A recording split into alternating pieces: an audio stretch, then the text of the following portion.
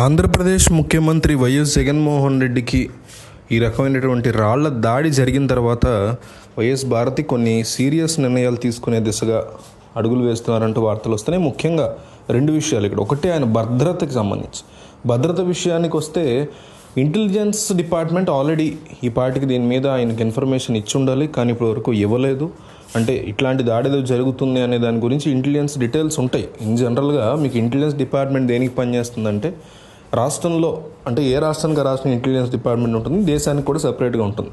So intelligence department యొక్క పని ఏంటంటే రాష్ట్రంలో జరిగేటువంటి అనైతిక కార్యక్రమాలు, అసాంఘిక కార్యక్రమాలు, ఫర్ ఎగ్జాంపుల్ నక్సలైట్లు తీసుకోండి, టెర్రరిస్టులు తీసుకోండి, వైలెన్స్ అనేది మతపరమైన కులపరమైనటువంటి వైలెన్స్ జరగబోయే పరిస్థితులు తీసుకోండి, ఇట్లాంటి వాటి గురించి ప్రభుత్వాన్ని, పోలీస్ డిపార్ట్మెంట్ని, హోమ్ మినిస్ట్రీని ఇమ్మీడియట్గా అలర్ట్ చేసేటువంటి సిచ్యువేషను మీకు కనిపిస్తుంది. కానీ ఇప్పుడు మీరు ఒకసారి చూస్తే ఏపీలో అదే ఫెయిల్యూర్ అనేసి ఇప్పుడు ఎవరు చేశారని పక్కన పెడితే ముందు దాని మీద ఇన్ఫర్మేషన్ అనేది డెఫినెట్లీ బయటికి లీక్ అవుతుంది. ఎందుకంటే వీళ్ళ పనే అది. వీళ్ళు ఫోన్ కాల్స్ అనండి, ఇంకోటి అనండి, వాటి ద్వారా తెలుసుకునేటువంటి టాక్టిక్స్ వాళ్ళకు ఉంటాయి. వాళ్ళు అందుకే ట్రైన్ అప్ అయి ఉంటారు. సో మొత్తానికి వాళ్ళ యొక్క ఫెయిల్యూర్ కారణంగా ఇది జరగడంతో వాళ్ళ నుంచి వాళ్ళకు సంబంధించి ఏదైనా మార్పులు చేర్పులు చేయాలనే విషయంలో వైఎస్ భారతి మొదటగా ఆలోచన పెడుతున్నట్టుగా తెలుస్తుంది జగన్ సెక్యూరిటీ కోసం. దాంతోపాటు కొద్దిసేపటి క్రితం కూడా మనకి ఇంటెలిజెన్స్ డిపార్ట్మెంట్ నుంచి కొన్ని సూచనలు వచ్చాయి జగన్మోహన్ రెడ్డి సెక్యూరిటీకి సంబంధించి. అట్లాగే వైఎస్ భారతి కూడా కొన్ని సూచనలు చేస్తున్నట్టుగా తెలుస్తుంది. భారీ దండలు కానీ,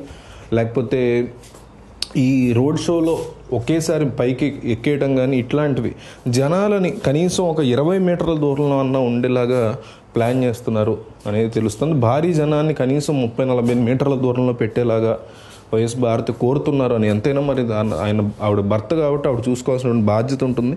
డెఫినెట్లీ డీజీపీ వీళ్ళతో కూడా మాట్లాడే అవకాశం ఉన్నాయని చెప్తున్నారు. రెండోది ముఖ్యమైనది, పులివెందుల ప్రాంతంలో ఆల్రెడీ ఆవిడ ఫిక్స్ అయ్యారు. ప్రతి ఏడాది ప్రతి ఎలక్షన్కి కూడా ఆవిడ క్యాంపెయిన్ చేస్తారు పులివెందుల్లో జగన్కి.